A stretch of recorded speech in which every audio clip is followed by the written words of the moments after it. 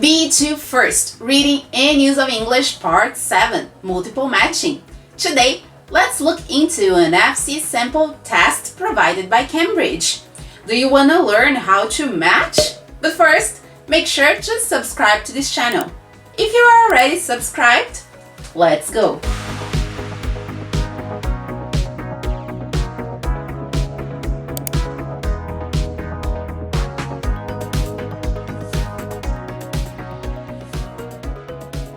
Hello exam seekers, I'm Patty and today I'm guiding you through the B2 First Reading and Use of English Part 7. If you have already watched my previous videos about the B2 First, you know that the Reading and Use of English exam is divided into 7 parts. Part 1, Multiple Choice Cloze. Part 2, Open Close. Part 3, Word Formation. Part 4, Keywords Transformations. Part 5, Multiple Choice, Part 6, Gapped Text, and Part 7, Multiple Matching. I've already made a couple of videos about the 4 Use of English parts, that is Part 1, Multiple Choice Cloze, Part 2, Open Close, Part 3, Word Formation, and Part 4, Keyword Transformations, which are focused on assessing your knowledge in relation to vocabulary and grammar. So make sure you check them out. And I also talked about Part 5, Multiple Choice, and Part 6, Gapped Text, both reading comprehension tasks.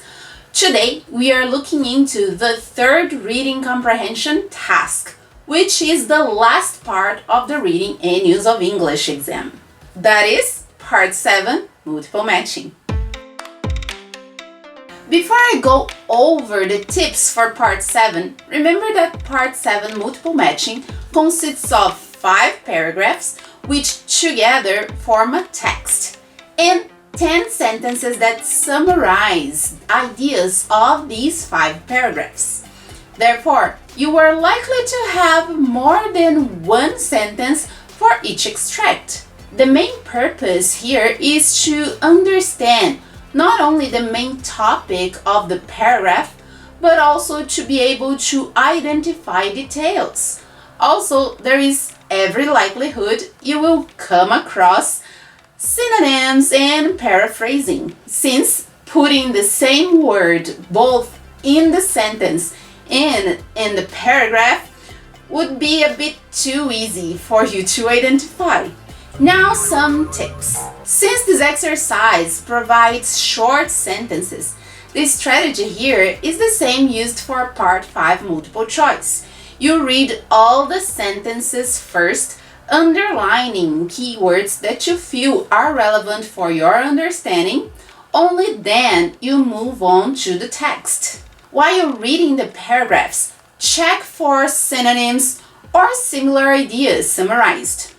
Since there is a chance that some paragraphs may be tricky for you, may trick you, make sure you read the whole article before settling on an answer. Not doing so may cause you to match sentences incorrectly.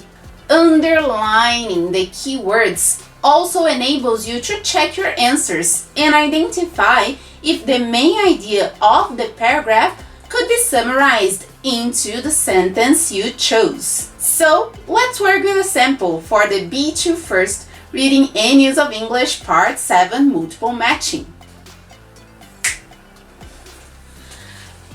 You are going to read a newspaper article about a young professional footballer. For questions 43 to 52, choose from the sections A to D. The sections may be chosen more than once. Let's check the first 3 sentences, okay? Which paragraph 43 states how surprised the writer was at Duncan's early difficulties? 44 says that Duncan sometimes seems much more mature than he really is. And 45 describes the frustration felt by Duncan's father. For number 43, I would underline the words surprised and Duncan's early difficulties. For number 44, I would underline the words sometimes and mature than he really is. And for number 45, I would underline the words frustration and father. Now, let's read the text A. It's my first time driving to Chelsea's training ground and I turn off slightly too early at the London's University playing fields. Had he accepted football's rejections in his early teenage years, it is exactly the sort of ground Duncan Williams would have found himself running around on at weekends. At this current age of 18, he would have been a bright first-year undergraduate mixing his academic studies with a bit of football, rugby and cricket, given his early talent in all these sports. However, Duncan undoubtedly took the right path. Instead of studying, he's sitting with his father Gavin in one of the interview rooms at Chelsea's training base, reflecting on Saturday's match against Manchester City. Such has been his rise to fame that it is with some disbelief that you listen to him describing how his career was nearly all over before it began. So, by reading text A, you'll find the following sentence. Again, such has been his rise to fame that it is with some disbelief that you listen to him describe how his career was nearly all over before it began. If you notice, you came across disbelief in the first paragraph and surprised in the first sentence, and both express the writer's reaction regarding Duncan's difficulties when he was young. Thus, A would be the correct answer for the first gap, 43. Do you agree? Well, now let's read the text B. Gavin himself, a fine footballer, a member of the national team in his time, and now a professional coach, sent Duncan to 3 professional clubs at a 14-year-old, but all 3 turned him down. I worked with him a lot when he was around 12, and it was clear he had fantastic technique and skill. But then the other boys shot up in height and he didn't. But I was still upset and surprised that no team seemed to want him, that they couldn't see what he might develop into in time. When Chelsea accepted him as a junior, it was made clear to him that this was more of a last chance than a new beginning. They told him he had a lot of hard work to do and wasn't part of their plans. Fortunately, that summer he just grew and got much stronger as well. By reading text B, you'll find the following sentences. But I was still upset and surprised that no team seemed to want him, that they couldn't see what he might develop into in time. The words upset and surprised in the text express Duncan's father's frustration in relation to the talent people couldn't see in his son. Thus, number 45's correct answer is text B. Yes, that's right. Now let's read the text C. Duncan takes up the story. The first half of that season, I played in the youth team. I got lucky. The first team manager came to watch us play, PR, and thought we lost 3-1. I had a really good game. I moved up to the first team after that performance. Gavin points out that it can be beneficial to be smaller and weaker when you are developing. It forces you to learn how to keep the ball better, how to use a quick feet to get out of tight spaces. A couple of years ago, Duncan would run past an opponent as if he wasn't there, but then the other guy would close in on him. I used to say to him, look, if you can do that now, imagine what you will be like when you are 17, 18, and you're big and quick and they won't be able to get near you. If you are a smaller player, you have to use your brain a lot more.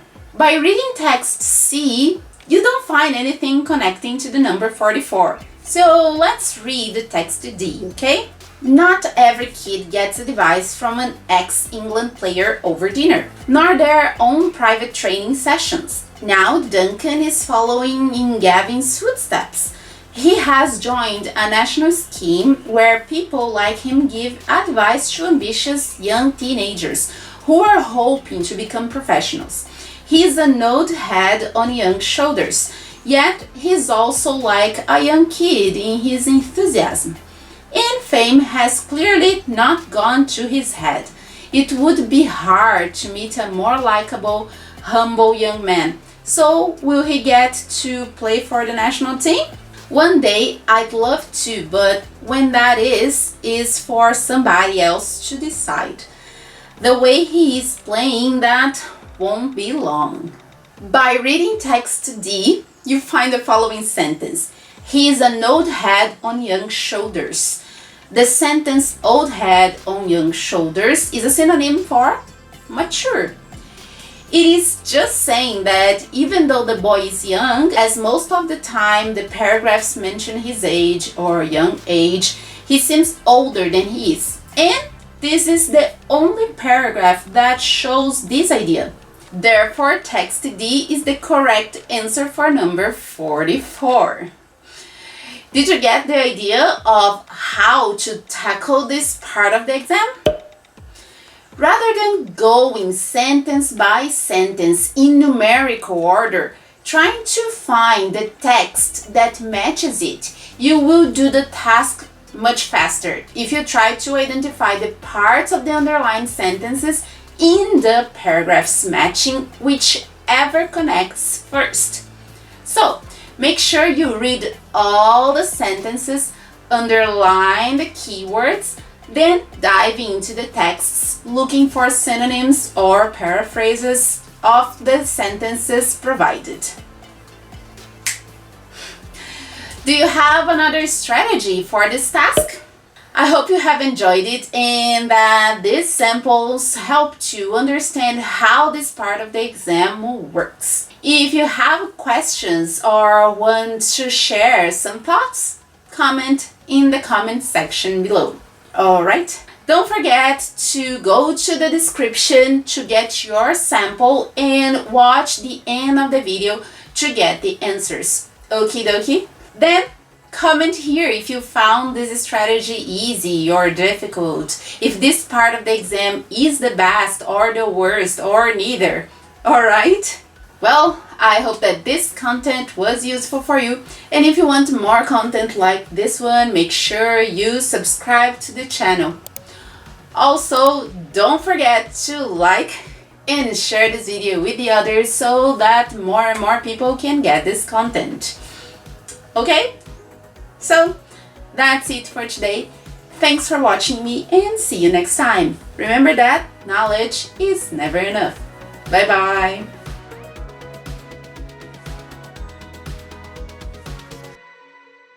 Now let's go for the answer key, alright? Well, 43, A, 44, D, 45, B, 46, D, 47, B, 48, A, 49, C, 50, B, 51, C, 52, D. Did you get the correct answers? Comment in the comment section below. Bye bye.